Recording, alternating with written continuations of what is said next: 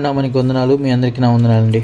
ప్రభు మనకి ఈరోజు ఇస్తున్న వాగ్దానం సమూయేలు రాసిన 2వ గ్రంథము 2వ అధ్యాయము 5వ వచనం. యెహోవా చేత మీరు ఆశీర్వాద వచనము నందురుగాక. Praise lord. ఈరోజు ప్రభువు ఈ మాట ద్వారా మనతో మాట్లాడాలనుకుంటున్నాడు. యెహోవా చేత మీరు ఆశీర్వాద వచనం నందురుగాక.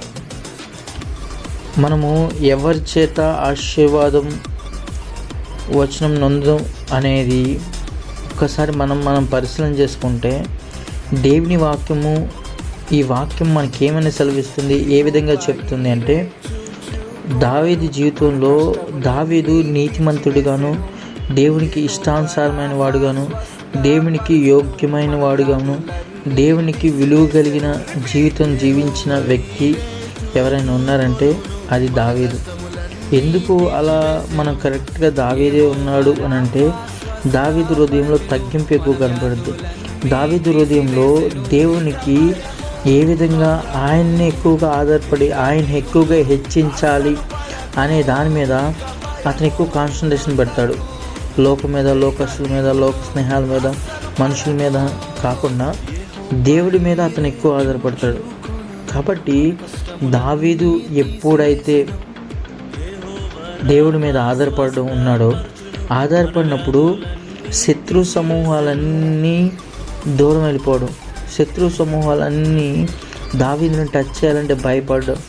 ఈ విధంగా దావీదు సింహాసనం స్థిరపరచబడింది. అది ఎప్పుడు స్థిరపరచబడిందంటే, తన జీవితంలో ఎన్నో మలుపులు, ఎన్నో కష్టాలు, ఎన్నో వేదనలు, ఎన్నో బాధలు ఇవన్నీ భరించుకుంటూ వచ్చాడు.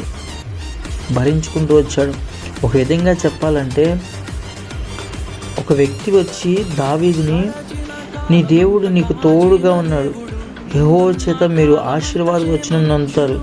అసలు దేవుడి దగ్గర నుంచే మంచి మాటలు వింటారు అంటాడు. అసలు దేవుని దగ్గర నుంచి ఎట్లా మంచి మాటలు వింటాం అని ఒక్కసారి మనల్ని మనం పరిశీలన చేసుకుంటే, దేవుడు మన మీదకి లేపుతున్న శత్రువు, మన మీదకి లెగిస్తున్న అపవాది అని విరోధి, మన మీదకి లెగిస్తున్న సాతాను సమూహం, ఒక గుంపు, ఇవన్నీ మన మీద ఎక్కువగా పనిచేస్తూ, మన మీద ఎక్కువగా ఏలుబడి చేస్తూ ఉన్నప్పుడు, వాడిని జయించడానికి, వాడిని ఎదుర్కోవడానికి, వాడిని చితకతొక్కడానికి దేవుడు ఏం చేస్తాడంటే మనకి ఒక బలమైన కోటను ఇస్తాడు.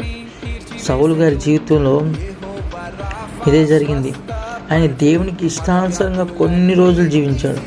నిదానంగా ఆయన ఏం చేస్తాడంటే, దేవునికి ఇష్టానుసారంగా జీవించడం మానేసి మనుషుల్ని ఇష్టానుసారంగా చేయడం, మనుషులకి ఇష్టం వచ్చినట్లు ఉండడమే కాకుండా తాను చేసిందే గొప్ప, దేవునికి, దేవుని వాక్యానికి విరోధంగా ఎక్కువ తిరగడం. ఈరోజు ఈ మాటల ద్వారా దేవుడు మనతో ఏమని మాట్లాడుతున్నాడంటే, మనము ఆయన చేత ఆశీర్వాద వచనం మనం అందుకోవాలి. దావీదు సింహాసనం స్థిరపరచబడాలని దేవుడు కోరుకుంటున్నాడు. కానీ దేవుడు కోరుకున్నది ఒకటైతే కొన్నిసార్లు మనం అనుకున్నది రాకపోవచ్చు. ఎందుకంటే ఆయన కృప మన జీవితంలో నెరవేర్చబడాలంటే మనము అది సంపాదించుకునే అర్హత కావాలి. అర్హత లేనప్పుడు మనం ఎంత చేసినా సరే అది వ్యర్థమైపోద్ది. ఈరోజు దేవుడు మనకి ఇచ్చిన వాగ్దానాన్ని ఒక్కసారి మనం చేతితో పట్టుకొని ప్రార్థన చేద్దాం. ఎందుకంటే దేవుడు మన జీవితంలో ఆశీర్వాదం వచనమే ఉంటుంది, దీవెన వచనమే ఉంటుంది. శాపపూరితమైన వచనం కానీ, శాపంతో కూడిన వచనం కానీ ఏది మన దగ్గర ఉండదు. కాబట్టి ఈరోజు ప్రభు మనతో చెప్తున్న మాట ఏంటంటే, మనం ఆశీర్వాదం వచనం పొందాలంటే నీ శత్రువు నీ పాదపీఠం దగ్గరికి వచ్చే విధంగా దేవుడు చేస్తాడు. మనము ఆ విధంగా దేవుడిచ్చే మహిమను మనం కోల్పోయేవారం కాకుండా, ఆయన మహిమను, ఆయన ప్రత్యక్షను మనం కోరుకొని ముందుకు వెళ్ళాలి. అదేవిధంగా దేవుడిచ్చే వాగ్దానాలను చేత పట్టుకొని ఆ వాగ్దానాలు బట్టి ఆ దేవాది దేవుని ఘనపరిచి స్తుతించే వారంగా మనమందరం ముందుగాక. ఆమేన్. ప్రేమ కలిదండి దేవా, రాజరక్షకానికి వందనాలు, స్తోత్రాలు దేవా. ఇప్పుడు వరకు మమ్మల్ని ఎంతగానో కాచి కాపాడే ప్రభా, దావీదు జీవితంలో కొన్ని మలుపుల్ని మాకు తెలియజేసే ప్రభా. అయ్యా, యెహోవా చేత మీరు ఆశీర్వాదం వచ్చినము నందురు గాక అని ప్రభు మీరు సెలవిచ్చారు ప్రభా. అయ్యా నీ వలన మేము ఆశీర్వాదం వచ్చిన ఉండాలంటే ప్రభా మనం ఏ పరిస్థితుల్లోనూ ఎలాంటి పరిస్థితుల్లోనూ ప్రభా వాళ్ళని అయ్యా ఉండాలో మాకు సహాయం చేసి కృపలో మమ్మల్ని జ్ఞాపకం చేసుకుని దేవా.